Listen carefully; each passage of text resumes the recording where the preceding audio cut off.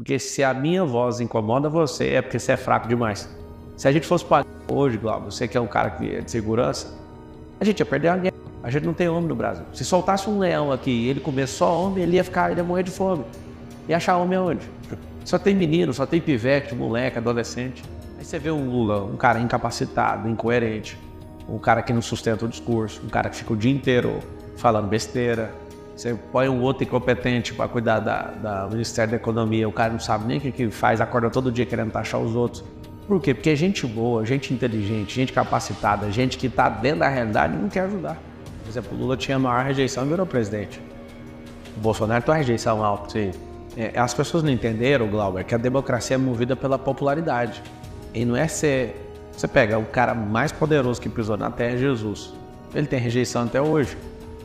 Tem gente que rejeita Jesus com a boca e prefere ir pro inferno do que aceitar a verdade. Boa noite. Você está no Jornal Nacional. Tô me sentindo William Bonner hoje. Fala, rapaziada. Tamo ao vivo. Mais um Fala Glauber Podcast diferente. Estou numa bancada e hoje vai ser padrão Jornal Nacional, cara. Então vou entrevistar aqui Pablo Marçal hoje e já vou começar no padrão jornalista da Folha de São Paulo, UOL. Não vou deixar o cara falar e vou massacrar ele. E aí, meu irmão? Boa noite. Boa noite. Seja...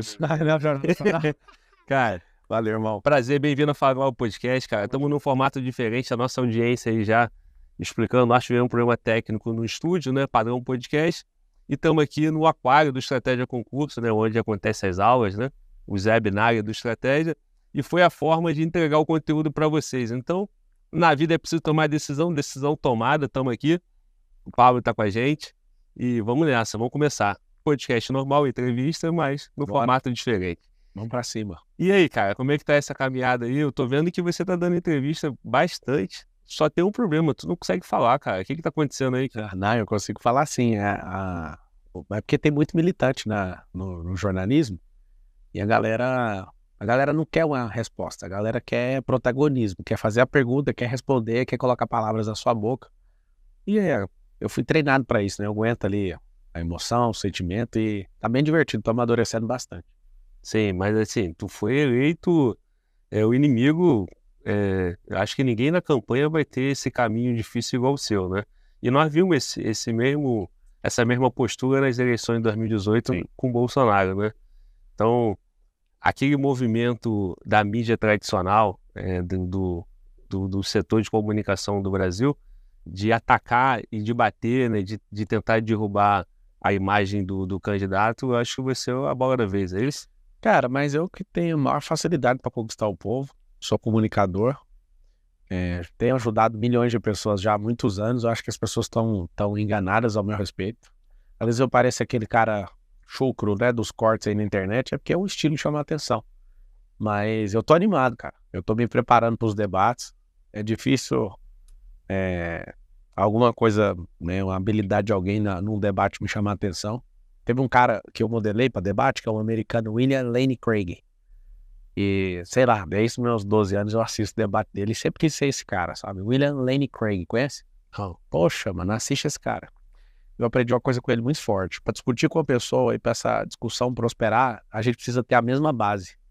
Então, a pessoa que não tem um repertório, às vezes ela vai se dar mal. Por exemplo, hoje, um jornalista do SBT, eu falei para ele que eu iria correndo do Centro Histórico de São Paulo até o Capão Redondo. Ele falou, não, você não consegue. Eu falei, não, eu sou Ultraman, eu fiz 452 quilômetros em 35 horas e 17 minutos. Ele tomou um susto. Ele falou, eu não sabia. Pois é, mas agora você tá sabendo. Sim. Eu consegui correr, voltar e fazer o que eu quiser em relação a isso, né? Eu fiquei numa prova durante 35 horas.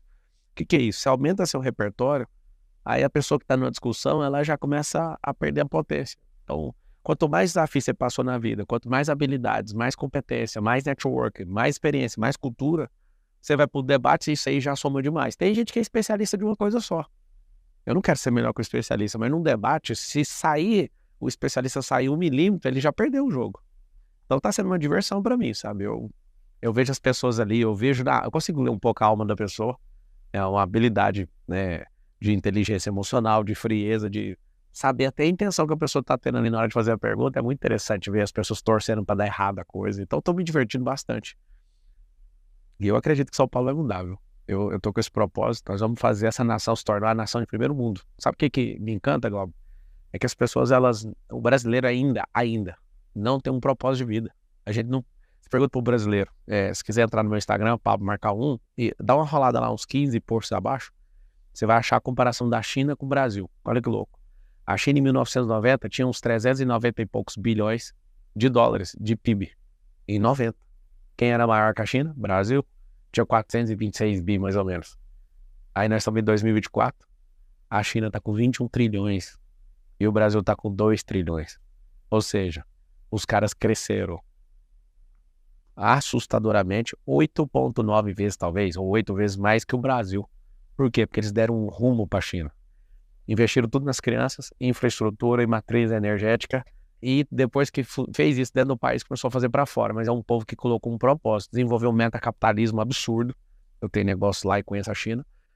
Eu quero que o Brasil tenha isso. A gente tem a terra mais rica de todas, só não tem a mentalidade de riqueza. Então, não vai ser fácil, né? Mas a partir de agora o Brasil tem um propósito. Se tornar uma nação de primeiro mundo até 2040. Tá. Brasil ou São Paulo?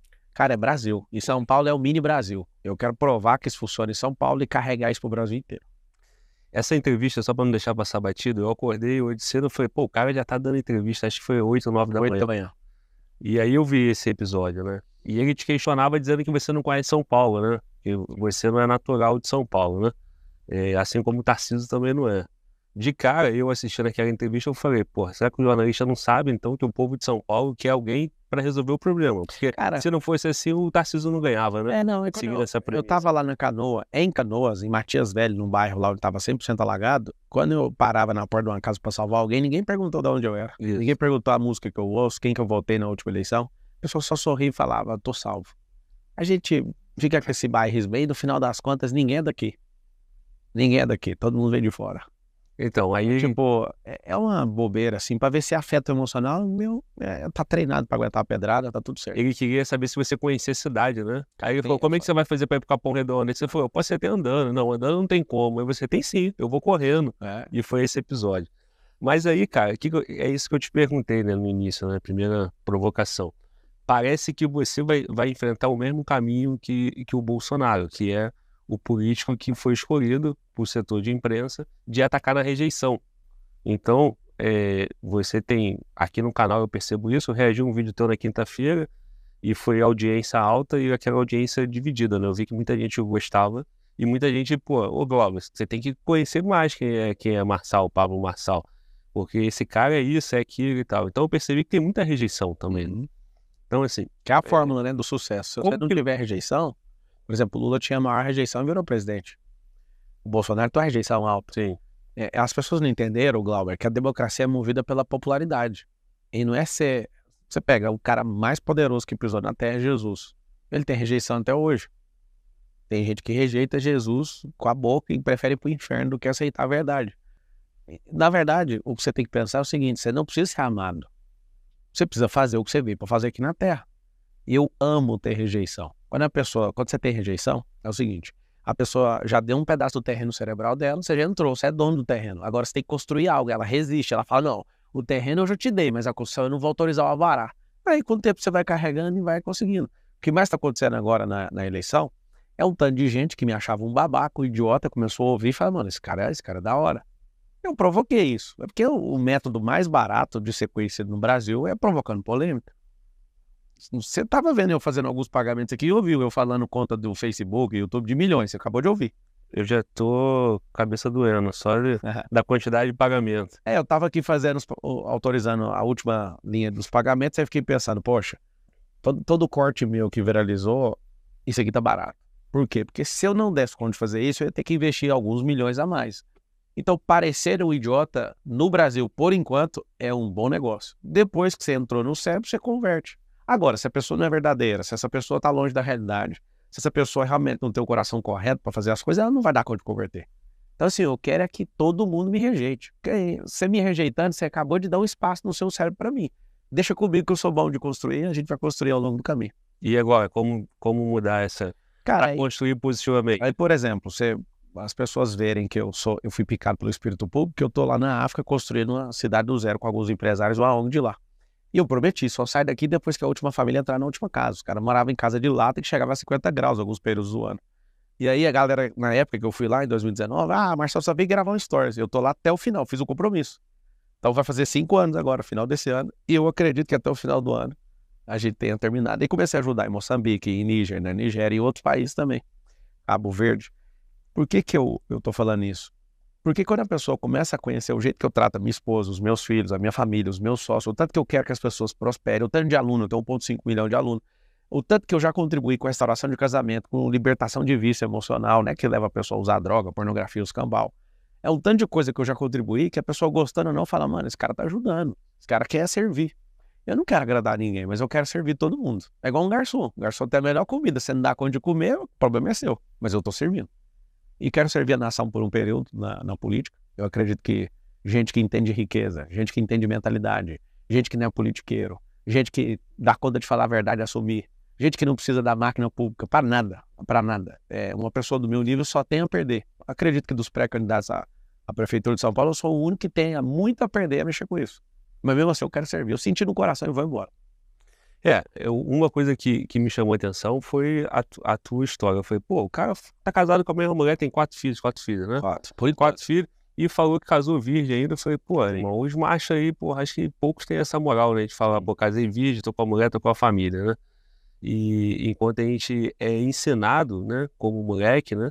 Homem, a ter o máximo de mulher possível, a viver a vida na farra, e isso aí acho que é o resumo do brasileiro, né? Sim. Tomar cerveja, curtir a vida. Eu não bebo cerveja. E aí as pessoas acabam não produzindo, né? Então, assim, eu já tive esse momento negro na minha vida, né? E hoje eu, pô, tenho a sensação de luz, né? De produzir, de conquistar. Então, se eu pudesse ter isso desde os meus 20 anos, certamente eu acho que eu estaria melhor. Como botar isso na cabeça do brasileiro? Eu foquei bastante, né? Então, eu não brincava quando eu tinha 12 anos de idade, eu ficava estudando. Eu estudei escola pública, minha mãe foi faxineira, meu pai funcionário público. E eu tinha um desenho que eles fizeram já bem traçado, ser um funcionário público. Engraçado, né? A gente tem um grupo hoje que vale alguns bilhões e eu tô pedindo um emprego para ganhar menos do que um dos meus pilotos de helicóptero. Mas por que isso? Cara, chega uma hora na vida de alguém que não tem mais desejo de comprar nada, que a pessoa só dá ordem. Vai chegar uma hora, as pessoas conseguirem expandir bem a cabeça, vai chegar uma hora na vida dela que ela não vai desejar comprar nada. Por que ela não deseja? Porque ela pode comprar. Você vai comprar lá, tio, manda eu trazer esse negócio. Ela paga até mais caro para ser rápido. Não sei se você já percebeu, os bilionários do mundo, eles, depois que chegam num patamar de zerar o game do capitalismo, eles falam, mano, eu quero ajudar. A maioria, cara. A maioria tem essa compreensão. Sabe o que eu quero? Eu quero pegar a melhor fase da minha vida e contribuir, porque essa vitalidade que eu acho que vai mudar alguma coisa. Essa força, essa pujança, essa resistência emocional que eu tenho hoje, e depois eu vou estar velho também, eu não vou conseguir. Aí você vê um Lula, um cara incapacitado, incoerente, um cara que não sustenta o discurso, um cara que fica o dia inteiro falando besteira. Você põe um outro incompetente para cuidar da Ministério da Economia, o cara não sabe nem o que faz, acorda todo dia querendo taxar os outros. Por quê? Porque gente boa, gente inteligente, gente capacitada, gente que está dentro da realidade não quer ajudar. E aí eu faço um apelo para todo mundo. Tem gente às vezes tá aí me xingando e tudo, beleza, cara, isso você tá falando sobre você. Marcelo, você é uma piada, só que é a que mais prospera no Brasil. Marcelo, eu não gosto de você não, você não gosta de você. Porque se você se amar do jeito que eu me amo, você não vai importar com ninguém, com absolutamente ninguém. Você vai servir. Então assim, cara, eu não suporto sua voz. Trate as suas emoções, porque se a minha voz incomoda você, é porque você é fraco demais. Se a gente fosse pra guerra hoje, Glauber, você que é um cara que é de segurança, a gente ia perder a guerra. A gente não tem homem no Brasil. Se soltasse um leão aqui e ele comer só homem, ele ia morrer de fome. Ia achar homem aonde? Só tem menino, só tem pivete, moleque, adolescente. Esses moleque aí que foi engolido pelo marxismo cultural, esses caras não tem coragem de ser homem. Os caras com 30 anos de idade tá em casa. Você que tá em casa hoje, tem 30 anos, 35 anos, você é um pivete. Você não casou ainda, você não tem filho, você não tá crescendo, não tá fazendo a economia girar, você é disfuncional para a sociedade. Eu chego na favela, irmão, e pergunto para todas as crianças que eu consigo falar, qual o seu sonho? A galera responde, eu não tenho sonho. Poxa, mano, o que vocês estão fazendo aí, mano? Para mudar esse país, vocês precisam virar homem. Tô falando só com homem. Essa galera tá louca, perderam a identidade. Nós temos um problema no Brasil, Glauber, de paternidade. Então um dia eu falo, mãe, você vai tratar isso na política? Mas é claro que eu vou tratar. Não tem homem num país. Se o maluco ali da Venezuela falar, vamos entrar na guerra, nós estamos perdidos, cara. Vamos contar só com a polícia. Na hora de falar, vamos recrutar todo mundo. Cadê os homens? Lembra que eu tô falando pra você. Deixa de ser um bobo na internet, ficar falando da vida dos outros e vai cuidar da sua vida e bora junto cuidar do país. É muito bonito essa vontade, essa pujança sua de falar mal dos outros no teclado. Faz uma lista depois que acabar essa entrevista aqui, esse podcast, das coisas que você tem que abandonar, dos vícios emocionais. Se ficar conversando fiado, se ficar comendo açúcar, você dormir tarde demais. As pessoas vivem perguntando pra mim, pô, como é que você prosperou desse tanto? Cara, vai acordar cedo, vai dormir cedo, vai comer certo, vai treinar, vai fazer os cambal, mano. Vai aprender, vai fazer network, vai modelar, vai fazer o que precisa ser feito. Eu não gosto de você. Cara, então vem, você não é foda. Vai você, eu te apoio. Então, assim, é uma parada, assim, que eu acredito de verdade. E eu vou pôr, né, tô pondo todas as minhas fichas nisso, eu acredito. Acho que o prejuízo vai ser grande na minha vida, na minha família. Eu já conversei com eles, tratei isso e estou à disposição do povo. Para levar o Brasil e São Paulo e o Brasil para padrão de China, precisa desse povo aí, precisa dessa falta de homem, precisa de um monte de a juventude hoje quer curtir a vida. Como é que você vai usar para destravar o que você fala, né? Destravar essa mentalidade do brasileiro? Cara, 3 coisas. Tem um presidente chamado Emílio Garrastazu Mendes, que foi o único cara que conseguiu atravessar o crescimento de 10 pontos percentuais no PIB brasileiro, do período militar. O que esse cara fez? Tudo ele com pressão. Esse cara investiu em matriz energética e infraestrutura. Todo mundo que investir nisso vai dar suporte para o crescimento do país. Aí, depois disso, tem 3 coisas. Mentalidade. A escola que a gente chama do Brasil hoje não é escola, chama escolarização. Eu tenho rede de escola privada no nosso grupo. Inclusive, eu estou em 19, segmento diferente com as empresas que a gente tem. E eu posso asseverar para você o seguinte, assegurar algo. Nossos filhos, com o ensino que a gente gasta, algo em torno de quase $500 bilhão em todas as esferas, municipal, estadual e federal, nossos filhos, eles, hoje, têm um ensino de merda. A maioria termina o ensino médio, não sabe fazer conta básica. Significa o quê? Que estamos investindo $500 bilhão para nada. Nós temos que deixar de lado essa escolarização e aplicar a educação. A escolarização é um teto mental para a pessoa só virar empregado de alguém. É como se ele ficasse 13 anos para ser profissionalizado para algo que nem vai existir daqui a 10 anos. Olha que loucura. Nós estamos gastando $1.000 bilhão por ano para investir dinheiro em alguém que daqui 10 anos, começou hoje, né, a jornada do estudante. Ele vai ficar 13 anos, mas daqui 10, o que ele está aprendendo não vai servir para nada, porque vai vir essas profissões do futuro. A China acabou de soltar uma fábrica, pela primeira vez na história, tem uma fábrica rodando sem intervenção humana. Acabou, amigo, o jogo. Se a gente não virar a mentalidade do povo brasileiro para a tecnologia, nós estamos perdidos. Nós seremos escravos mais do que a época da escravatura. Quando teve a abolição da escravatura no Brasil, tinha 700 mil escravos. Agora você imagina até 50 milhões de escravos. 50 milhões de pessoas que não têm habilidade socioemocional, intelectual, não foram educados para ser livres e pensantes e criar suas próprias soluções.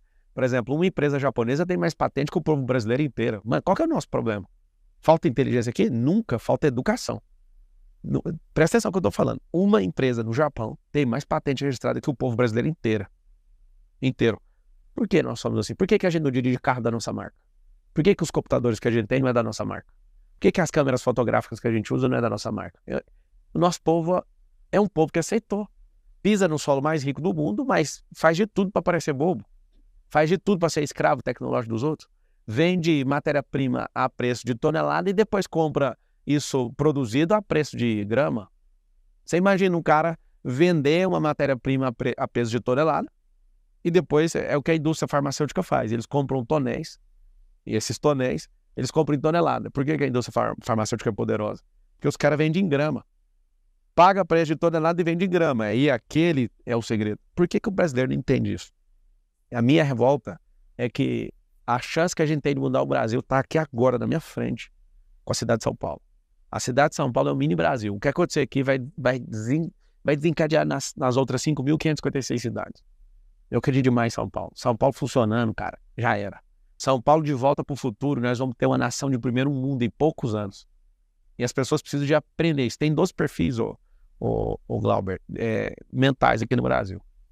O primeiro é desistente, o outro é miserável, o outro é econômico, o outro é escasso, o outro é iludido. Os da ponta, abundante, transbordante e governante. Depois, se quiser abrir aqui, eu abro para você. Nós vamos tratar a jornada dessas pessoas. Tem gente que precisa da jornada da oportunidade. Tem gente que precisa de uma jornada de prosperar. Aí ele já sabe como, mas ele precisa de crédito. Aí já não é oportunidade, mano, é acesso. Tem gente que precisa, a melhor jornada é a jornada da inspiração. Precisamos levantar mais heróis na nação. Fica caçando um herói. A gente perdeu o nosso último herói em 94 e nunca mais teve. O Neymar, por exemplo, é o cara que faz mais gol, fez mais gol que qualquer outro na seleção, mais do que o Pelé, os caras enchem o saco dele. Por quê? Porque não pode brilhar no Brasil, é proibido. Esse sistema quase que demoníaco que fizeram na mentalidade do nosso povo, é proibido, cara. Nos Estados Unidos eu fico chocado.